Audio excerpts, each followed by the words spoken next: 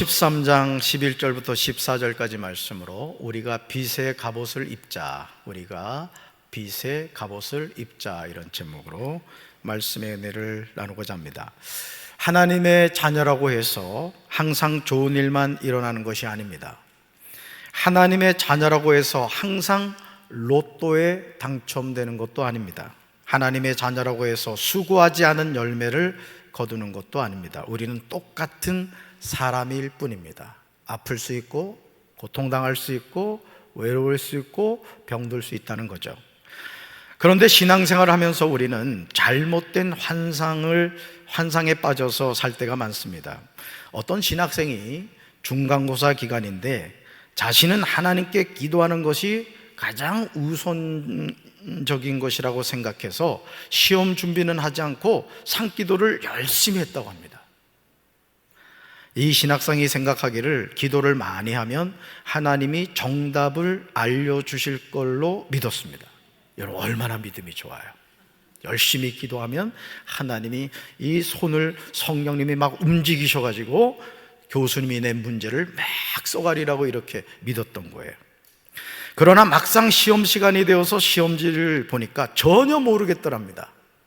그래서 빈 시험지를 교수님에게 내면서 하는 말이 성령님도 시험에는 약하시다, 이렇게 말하더랍니다. 그러나 과연 그럴까요? 전지전능하신 하나님도 시험에는 약하신 것일까요? 그렇지 않습니다. 하나님은 심은 대로 거두게 하십니다. 우리 14여성교회가 오늘 율동을 하고 말이죠, 또 하모니카를 불고 마이크 잡고 돌아가면서 이렇게 찬양을 하는 게 얼마나 피눈물 나는 눈물의 연습을 했겠어요. 그렇죠? 네. 잠 못 이루는 밤을 얼마나 오랫동안 지냈겠습니까? 그러므로 하나님의 자녀는 불로소득을 좋아해서는 안 됩니다. 야곱의 11번째 아들 요셉이 애굽의 노예로 팔려간 후에 하나님은 요셉에게 2번의 꿈을 통해서 보여주셨듯이 애굽의 총리로 세우셨습니다. 그리고 430년 만에 이스라엘 백성은 노예로 살다가 이제 자유인이 되었습니다.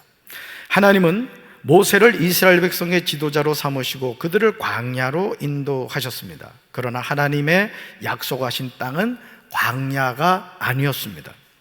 하나님이 아브라함을 통하여 약속하신 땅은 가나안 땅이었습니다.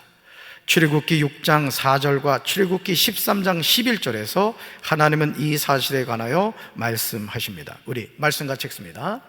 가나안 땅, 곧 그들이 거류하는 땅을 그들에게 주기로 그들과 언약하였더니, 그 다음요, 여호와께서 너와 내 조상에게 맹세하신 대로 너를 가나안 사람의 땅에 인도하시고 그 땅을 내게 주시거든. 아멘. 그러므로 광야는 머물 땅이 아닙니다. 광야는 지나가는 장소일 뿐입니다. 그러나 안타깝게도 애굽에서 나온 이스라엘 백성 가운데 하나님이 약속하신 가나안 땅에 들어간 사람은 20세 이상 가운데 여호수아와 갈렙에 없었다는 거예요. 몇 세 이상? 20세 이상. 여호수아와 갈렙에는 들어가지 못했습니다. 하나님이 아브라함에게 약속하신 가나안 땅을 향해서 광야를 지나가던 20세 이상으로서 계수된 자, 곧 하나님을 원망하는 자 전부가 광야에서 엎드러지고 말았습니다. 그들의 시체가 광야에 묻혔습니다. 얼마나 안타까운 모습입니까? 사랑하는 성도 여러분, 하나님의 자녀는 자신의 정체성을 바로 알고 살아야 할 줄로 믿습니다. 나란 존재가 어떻게 세상에 있게 되었고 내가 이 세상을 살아가는 이유를 분명하게 깨달아야 합니다. 왜 사는지를 모르고 천년 만년을 살면 무슨 유익이 있겠습니까?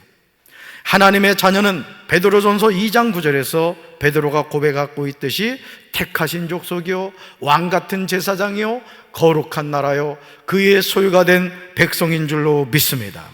우리를 어두운 데서 불러내어 그의 귀한 빛에 들어가게 하셨습니다.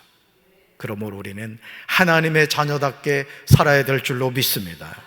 내가 하나님의 택하신 족속임을 알아야 될 줄로 믿습니다.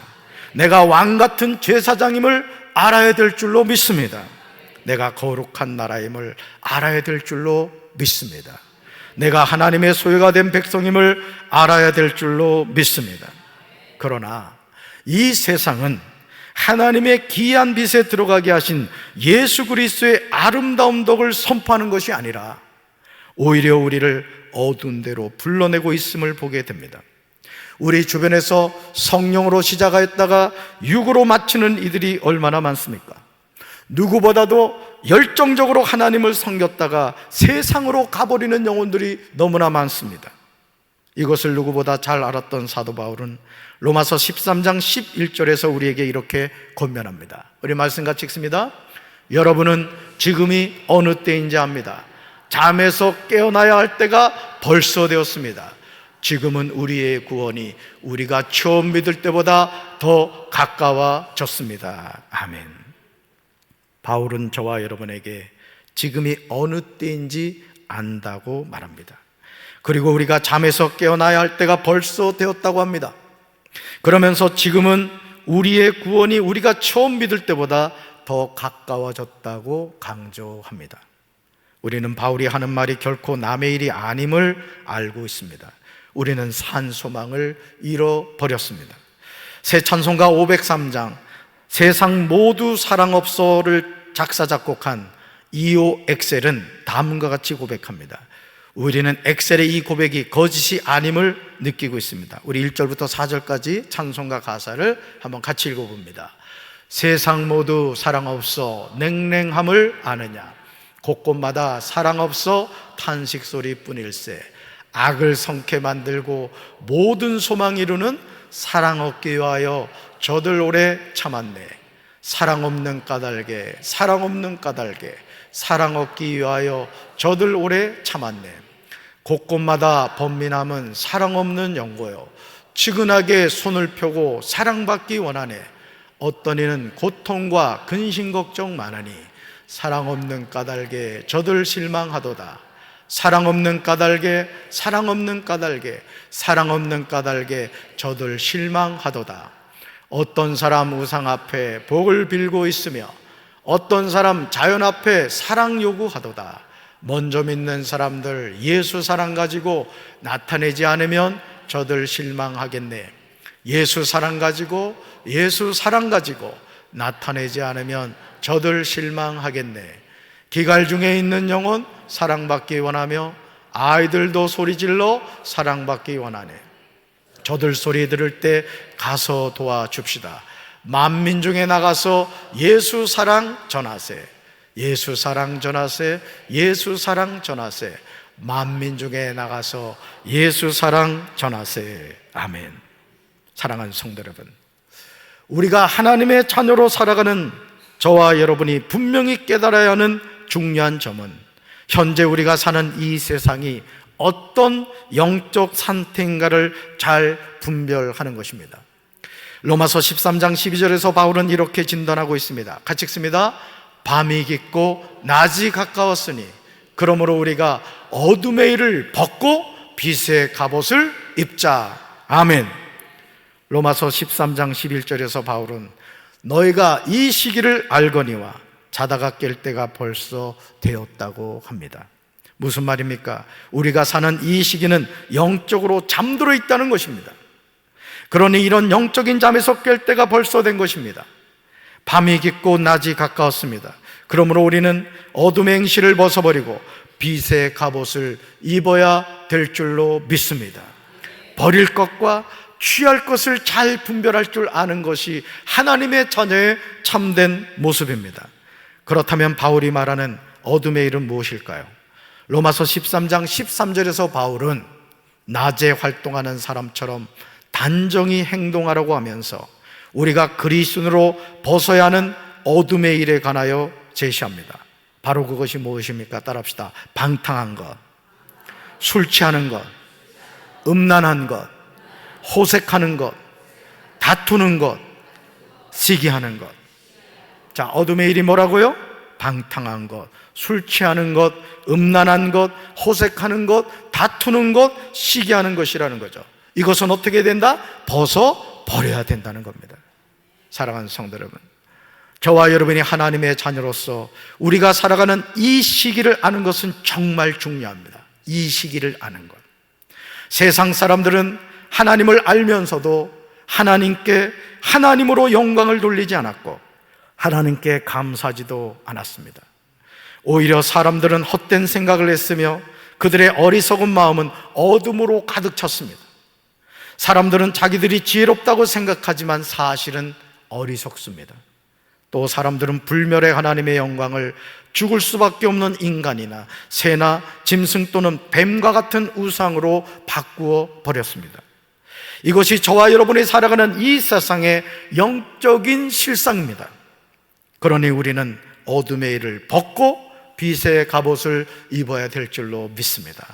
저는 우리 사랑하는 성도 여러분들이 이 영적 분별력을 가지고 날마다 하나님과 동행하는 믿음의 장부들이 되기를 주님의 이름으로 축원합니다.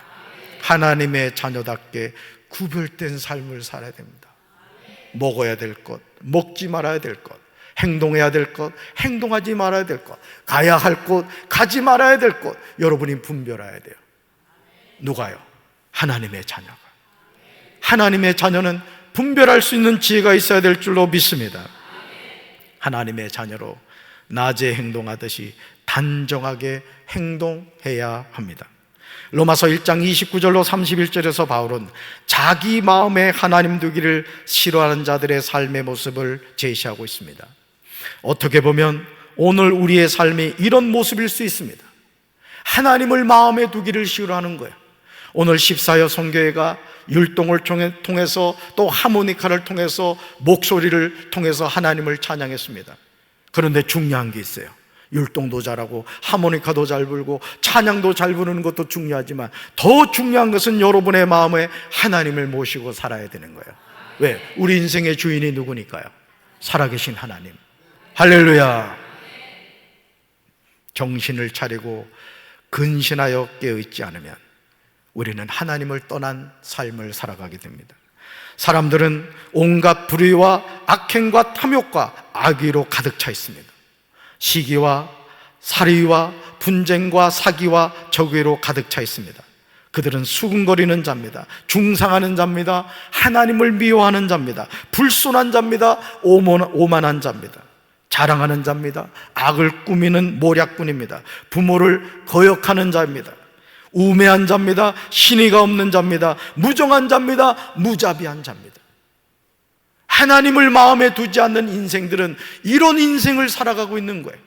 저는 저와 여러분이 살아계신 하나님, 그분을 언제나 마음에 모시고 살게 되기를 주님의 이름으로 축원합니다. 따라합시다. 살아계신 하나님, 이 시간 제 마음속에 오셔서 이제부터 영원토록 저를 다스려 주십시오. 할렐루야. 우리가 여러분 사형리 기억하실 겁니다. 자연인은 누굽니까? 자기 인생의 의자에 자신이 앉아있는 사람입니다. 그리스도는 누굽니까? 자기 인생의 의자에 예수 그리스도가 앉아있는 분입니다. 나는 죽고 내 안에 누가 사십니까? 예수님이 사십니다. 여러분 가정의 주인이 누구십니까? 예수님이십니다. 우리 교회 주인이 누구십니까? 예수님이십니다. 우리나라의 주인이 누구십니까? 예수님이십니다. 할렐루야. 우리가 어둠의 일을 벗기 위해서는 반드시 빛의 갑옷을 입어야 됩니다. 어둠의 일은 뭐하고요? 벗고. 뭘 입어야 된다? 빛의 갑옷을 입어야 됩니다. 그러나 무엇보다 우리가 입어야 하는 옷은 오직 주 예수 그리스도인 줄로 믿습니다. 죄의 본성이 바라는 정욕을 만족시키는 생각을 하지 않아야 됩니다. 하나님의 자녀는 성령 안에서 하나님이 거하실 처소가 되기 위하여 그리스도 예수 안에서 함께 매일 지어져 가는 줄로 믿습니다. 내 안에 계신 분이 누굽니까? 하나님이십니다. 그래서 우리는 모두 건축자입니다. 반석이신 예수 그리스도 위에 믿음으로 건축해 가는 겁니다. 언제까지요? 주님의 나라에 들어가는 그날까지. 튼튼하게 집시다. 아름답게 집시다. 누구와 함께? 주님과 함께. 그래서 우리 사랑하는 성도 여러분들이 항상 빛의 갑옷을 입고 어둠의 일은 벗어버리고 믿음 안에서 승리하는 우리 사랑하는 성도들 되기를 주님의 이름으로 축원합니다. 가슴에 손 얹겠습니다. 하나님 아버지, 이 땅에 많은 사람들이 사신 하나님을 부인합니다. 하나님이 없다라고 말합니다. 그러나 사람이 하나님이 없다고 말한다고 시퍼렇게 살아계신 하나님이 없을 수가 있겠습니까? 주님, 어둠의 일을 벗어버리고 빛의 갑옷을 입고 하나님의 자녀답게 살아가게 하옵소서. 이제는 우리 주 예수 그리스도의 크신 은혜와 하나님 아버지의 한없는 사랑과 성령님의 교통하심이 어둠의 일을 벗고 빛의 갑옷을 입고 믿음으로 승리하며 살기 원하는 사랑하는 주의 백성들 위해 이제부터 영원토록 함께 하시기를 간절히 축원하옵나이다. 아멘.